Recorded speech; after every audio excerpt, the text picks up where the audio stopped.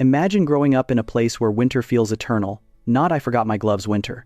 The kind that seeps into wood, stone, and bone. The kind that teaches an entire population one fundamental rule: don't waste anything ever.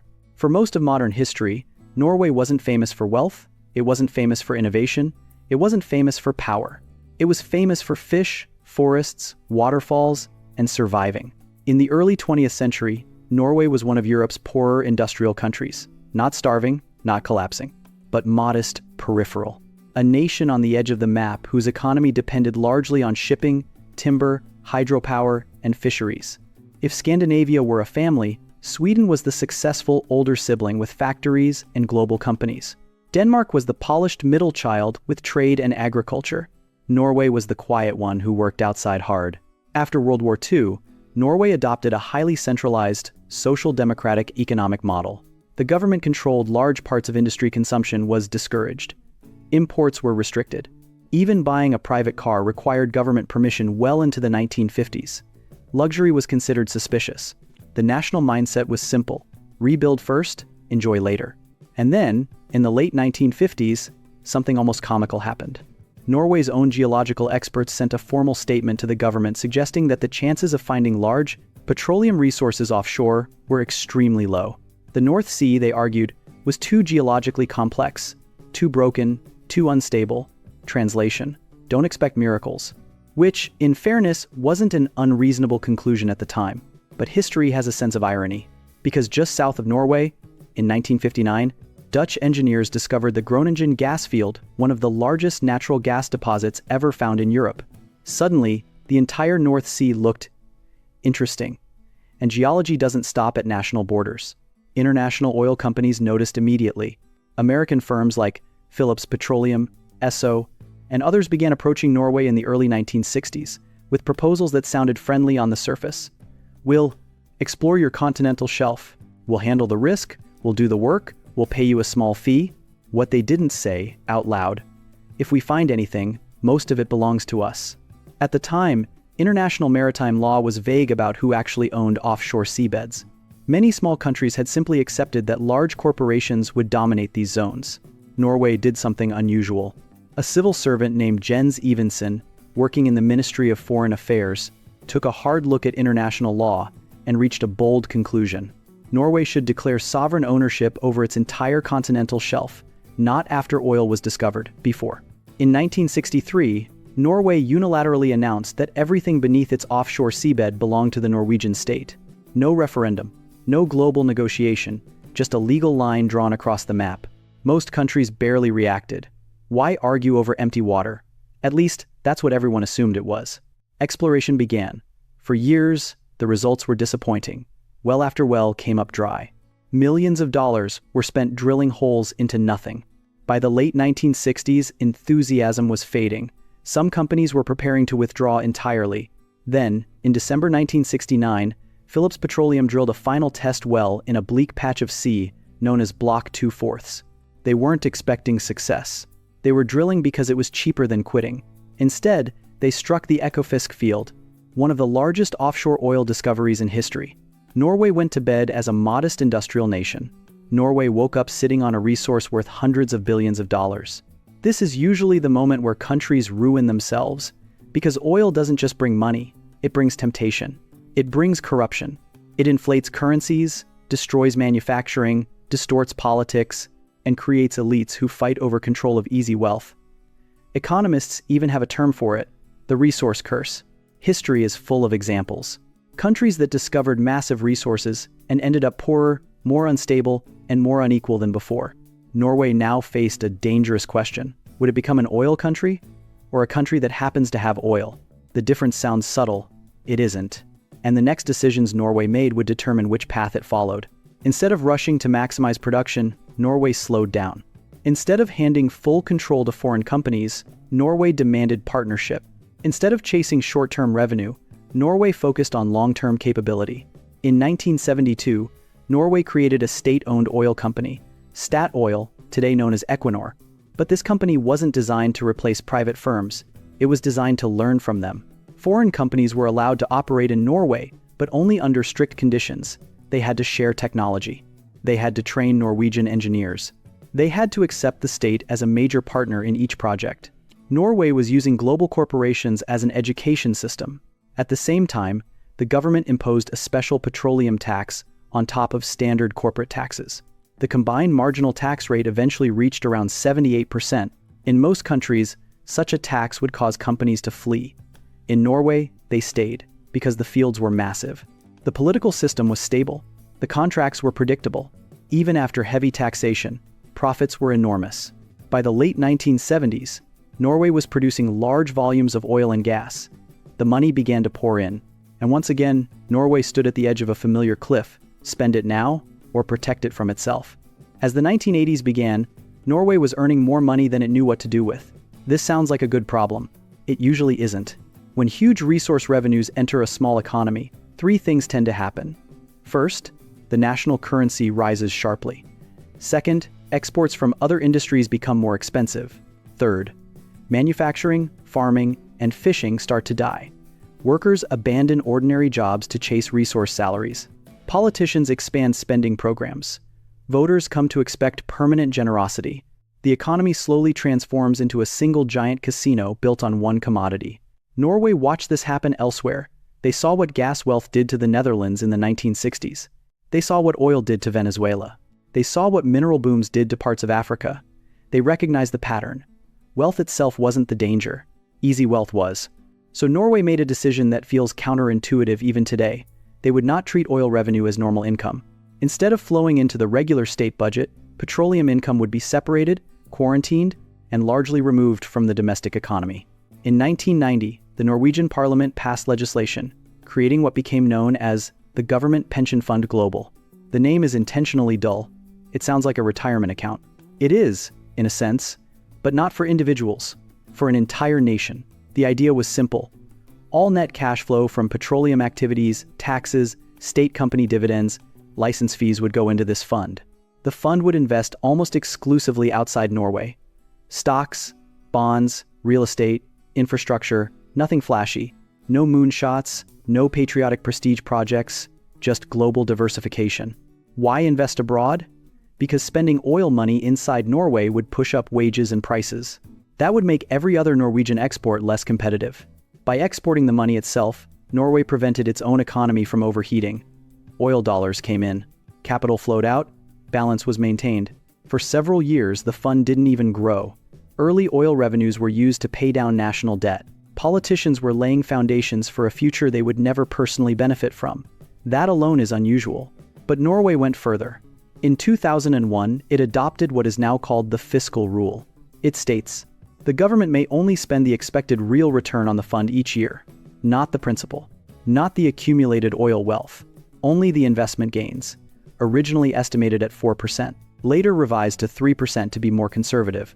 In practical terms, this means, if the fund is worth $1.6 trillion, the government can use roughly $48 billion annually, no more.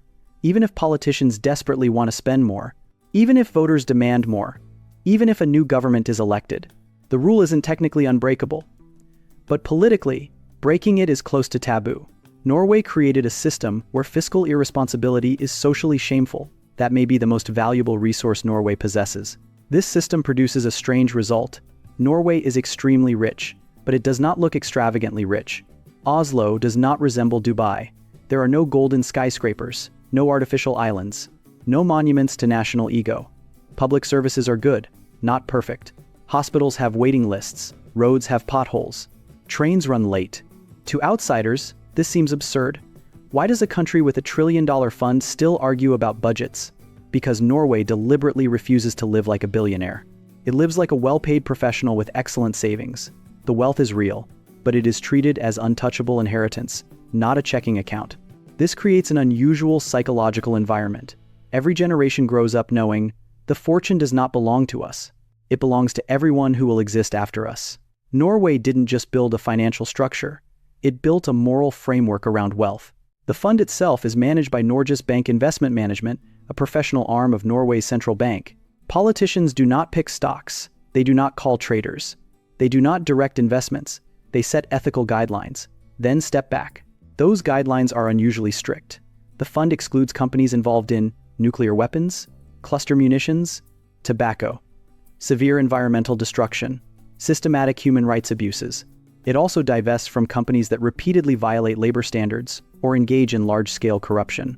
This turns the fund into something more than a passive investor. It becomes a quiet source of pressure. When a trillion-dollar fund sells your stock on ethical grounds, other investors notice.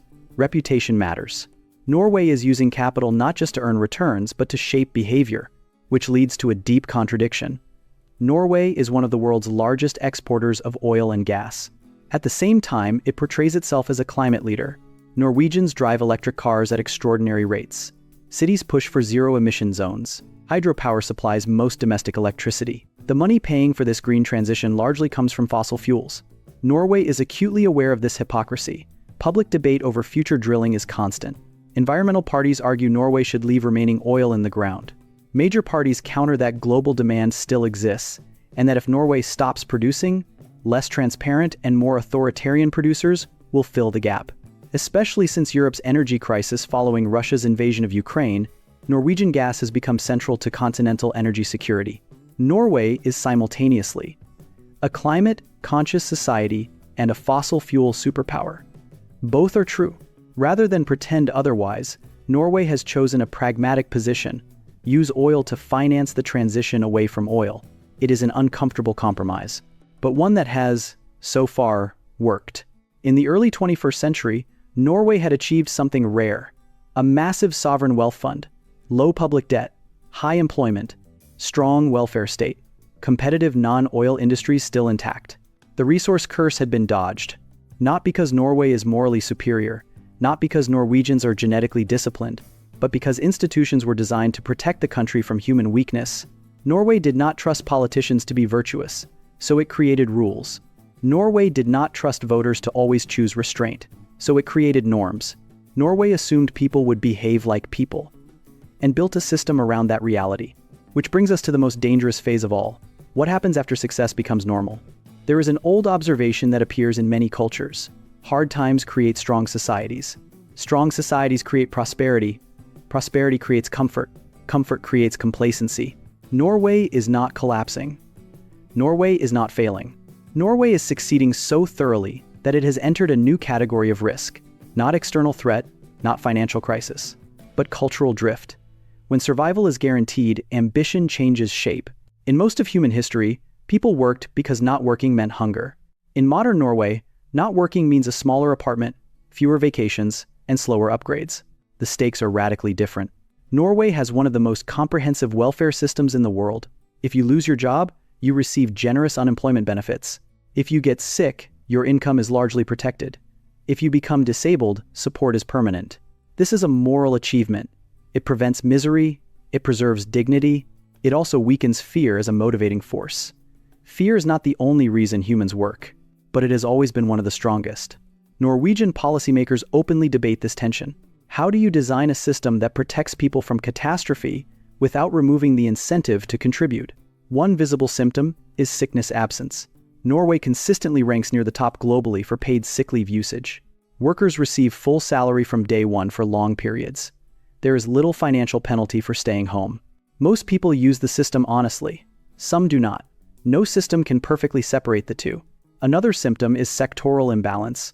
Oil and gas jobs pay extremely well. Engineering graduates can earn high salaries immediately in petroleum-related roles. This pulls talent away from teaching, healthcare, startups, and research. It doesn't destroy those sectors, but it makes them harder to staff. Norway produces relatively few globally dominant technology companies compared to neighbors like Sweden. This isn't because Norwegians lack intelligence or creativity. It's because the safest, most lucrative career path sits inside an already mature industry. Why gamble on a startup when the oil sector offers stability and high income? These are not moral failures. They are predictable human responses to incentives. Norway's leaders understand this, which is why, quietly, the country has been shifting focus. Large investments in education, funding for research, support for renewable energy, battery technology, and maritime innovation. The goal is not to replace oil overnight. The goal is to ensure that when oil eventually declines, Norway still possesses productive competence. Because no fund, no matter how large, can substitute for a population that knows how to create value. The sovereign wealth fund is a powerful buffer. It is not a substitute for a functioning society.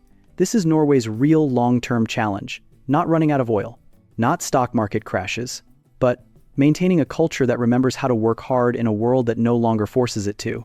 And here is the uncomfortable truth. No country has solved this problem perfectly. Every wealthy society wrestles with it. Norway is simply confronting it earlier, because it became rich faster. Yet despite these risks, Norway's story remains extraordinary, not because it found oil. Plenty of countries have found oil, not because it built a big fund. Several countries have funds, but because it treated resource wealth as dangerous from day one. Most nations discover oil and ask, how do we get rich? Norway asked, how do we avoid destroying ourselves? That single shift in framing changed everything. Norway chose sovereignty before speed, institutions before personalities, rules before heroes, future generations before present applause. It did not rely on perfect leaders. It did not rely on national virtue. It relied on boring structures that quietly constrained human behavior. The result is a country where oil revenue becomes diversified capital. Capital becomes steady public income. Public income becomes education, healthcare, and infrastructure. And none of it depends on this year's drilling. Norway did not become wealthy by acting like a lottery winner. It became wealthy by acting like a family that inherits money and immediately hires an accountant. The deeper lesson of Norway is not about geology. It is not even about economics. It is about self-control at scale. Can a society accept limits when it doesn't have to? Can it delay gratification when gratification is affordable? Can it protect people who don't exist yet? Most cannot. Norway has, so far. That doesn't make Norway perfect. It makes Norway rare. A reminder that natural resources do not determine destiny. Character, institutions, and collective restraint do. And in a world obsessed with getting rich, Norway's real achievement is something far stranger. It learned how to stay rich.